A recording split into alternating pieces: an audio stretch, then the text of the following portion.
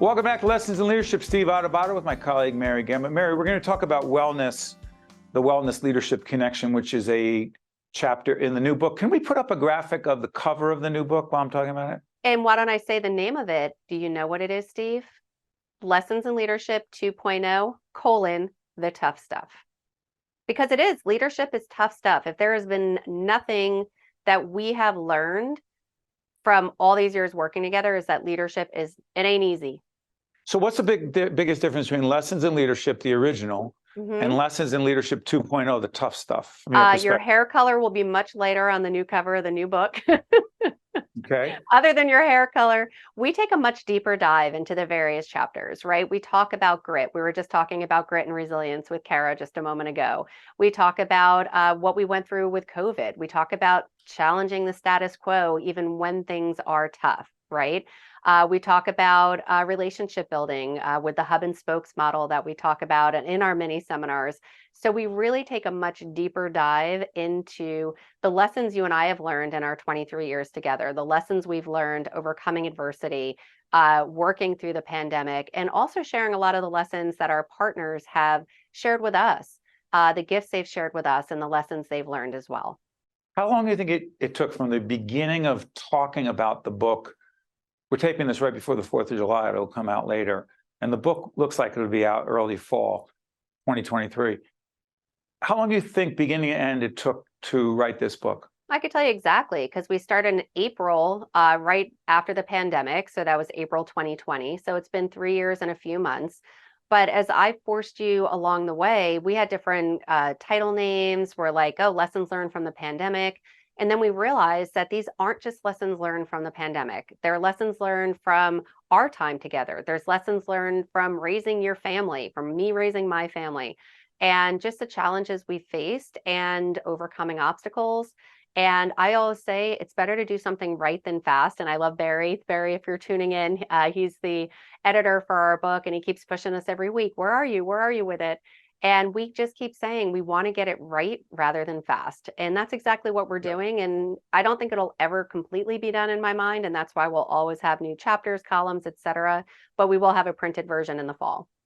And before we go to doing one of these mini seminars, Lessons in Leadership mini seminars, this will be a mini seminar on the leadership wellness connection. You wanted to follow up on the conversation we just had with Kara.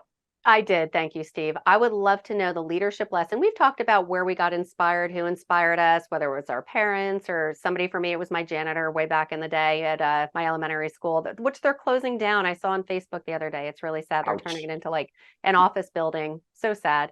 But anyhow, what leadership lessons have your dogs, despite the good, the bad, and the ugly, what leadership lesson have your dogs taught you?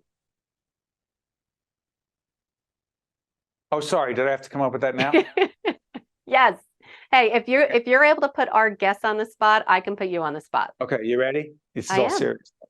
So Pete and Champ are two dogs. Vinny passed away a few years ago, and then Vinny's younger brother, Pete, was alone. And within days, while our daughter, Olivia, and my wife were so upset, 3 days later, they were looking for another dog. And that's how we found Champ. So let me just say this. When I see Pete and Champ chilling all day, relaxing all day, they lick each other's ears and hang out and cuddle together. They've taught me how to relax more. In fact, Mary, Scarlett, do me a favor, zoom in on this. What have our two dogs, Pete and Champ, taught me?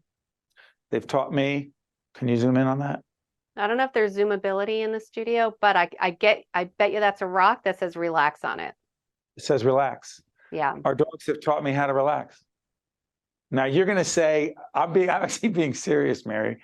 When I see them chilling like that, I think I'm going to chill for a while. Yeah.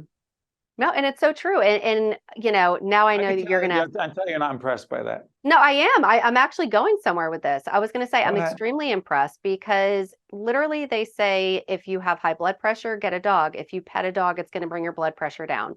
They encourage you to be in the moment and be present and realize that, so many times at night, like last night I was laying in bed and my mind's spinning about the taping.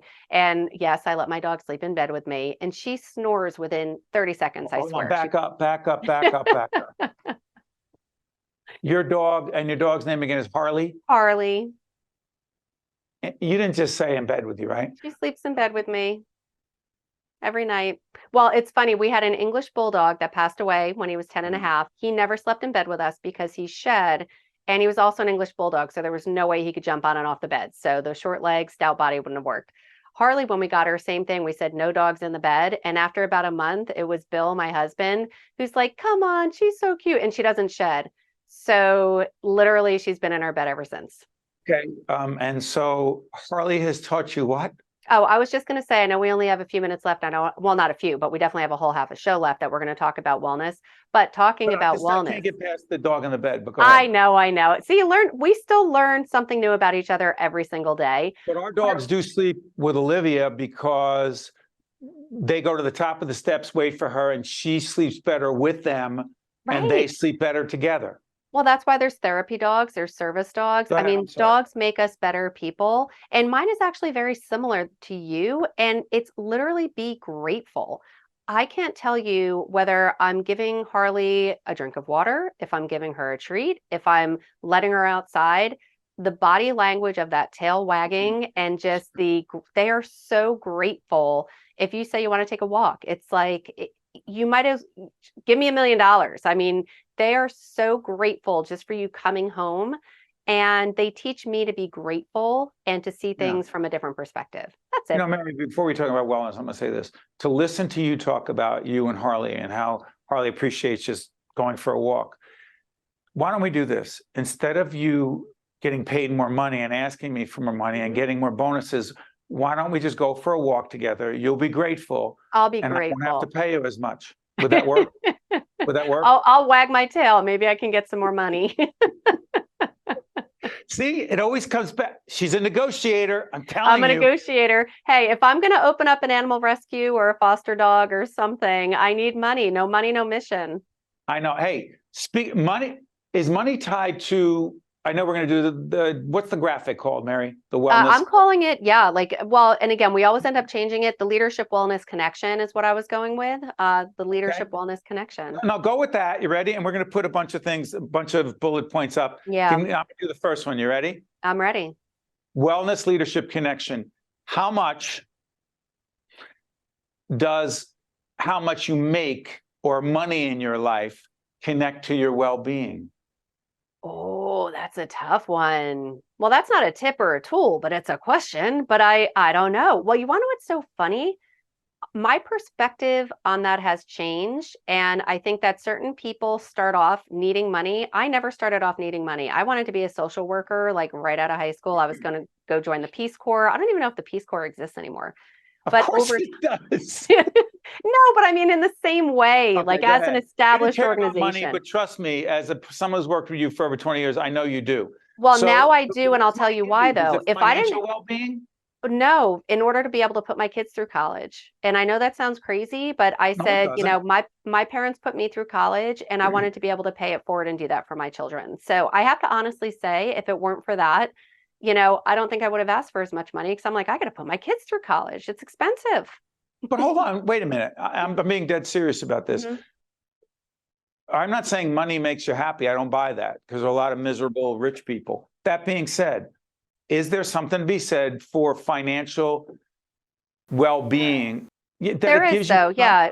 Well, no, but it's peace of mind. Definitely peace of mind. Because if you're stressed, it could put strain on your marriage, your relationships. Exactly. So there's part of it. But for me, you and I have talked about this, and this could be a second key to wellness, is I wanted to hear that I was appreciated. I wanted to hear that I was valued. I wanted to hear that, Steve felt like what I did was good. And of course, that doesn't mean that you're not going to get the feedback.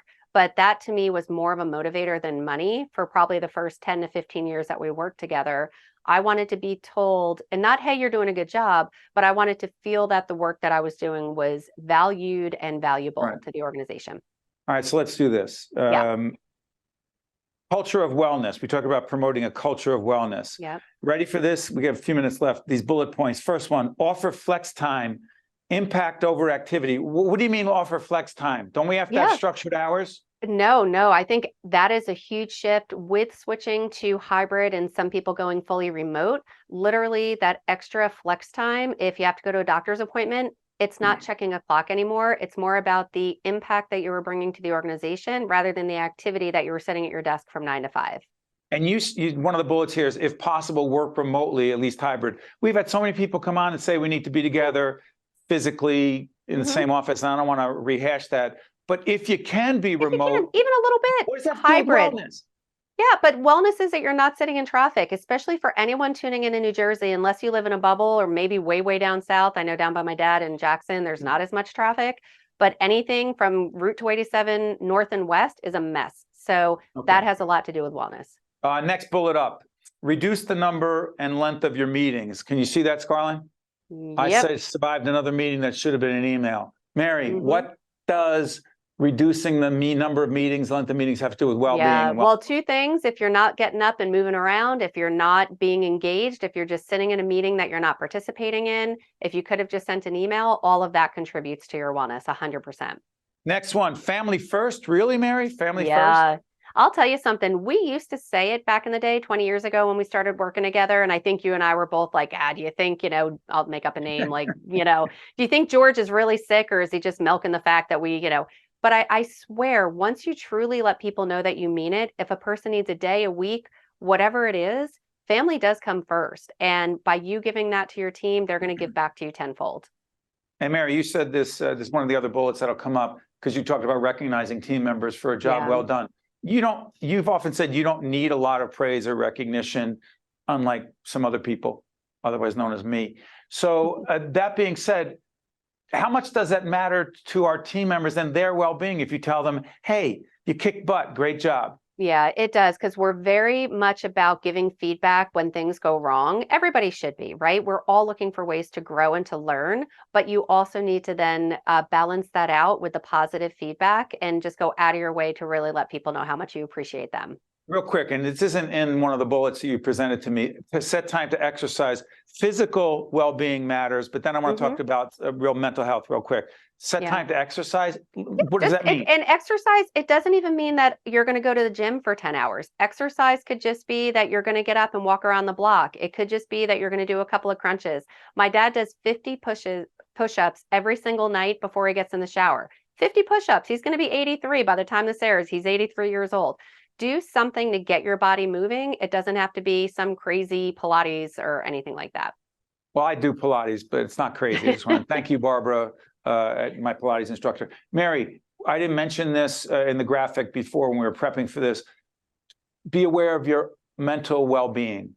Yeah. Yep. And that to me means if you need to talk to somebody, talk to somebody. If it's on a weekly basis, if it's on an as-needed basis, you need to have people in your orbit, and the stigma around mental health needs to, and I think we're definitely going in a better direction. I think that everybody's being more open since COVID of the challenges. And so your mental well-being is just as important as your physical well-being.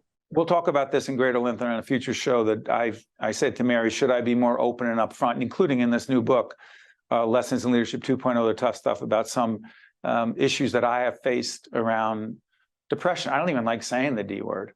Depression. Wow. Yeah, I said it.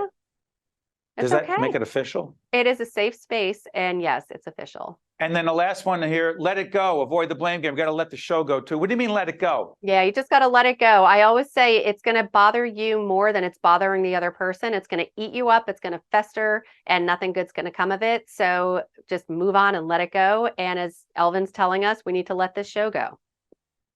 We're letting it go. Namaste. See you next time. This edition of Lessons in Leadership is made possible by the Buccino Leadership Institute at Seton Hall University, Prager Metis, Valley Bank, the International Union of Operating Engineers, Local 825, the North Ward Center, the New Jersey Sharing Network, Delta Dental of New Jersey, Fedway Associates Inc., Veolia, Resourcing the World, Choose New Jersey, and Seton Hall University, showing the world what great minds can do since 1856. This is Mary Gamba. If you want more leadership tips and tools, log on to stand-deliver.com. That's stand-deliver.com. Promotional support for this edition of Lessons in Leadership with me, Steve Adubato, and my colleague, Mary Gamba, has been provided by NJ.com, NJBIA, and New Jersey Business Magazine, CIA-NJ, and Commerce Magazine, and Meadowlands Media, a print and digital business news network.